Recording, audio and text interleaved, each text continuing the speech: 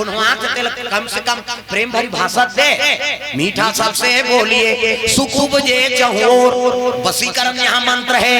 तजिए वचन कठोर माता मल खास कर हैं आजकल कहाँ पावे आप चर्चा हैं तीजा जल्दी ते सास सन बहु नहीं पटत बेटा के बाप सन में के हमन हफ्ता तरमन मारत रहो शरीर का मात रहो कैसे सबके बहु बेटी आगे हमार घर ओड़ा देगा और आगे लगा ले जनवा आगे पड़ोसी है नहीं आई आ गया तोर बहु हमार घर करके हां तुरंत आ जेबे कह का आगे कहा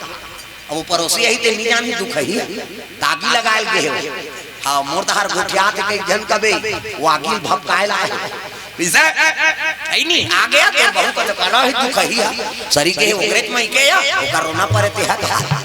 है नहीं अब वो बहु आई तहन ओला लड़ा तोला तब्बर रोज बखाने तीज तोरे बहु सामरो बहु मान तो के तीजा दे अपन मन से ऐसे कहा दे कुछ होती सास ला लड़ा थे ती बहुला तहन वो बहु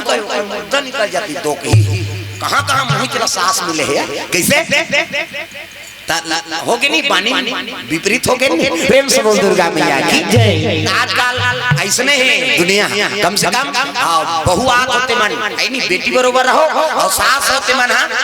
महतारी बरोबर तब वो कर गृहस्थी जीवन में आनंद है प्रेम से बोल दुर्गा मैया की जय।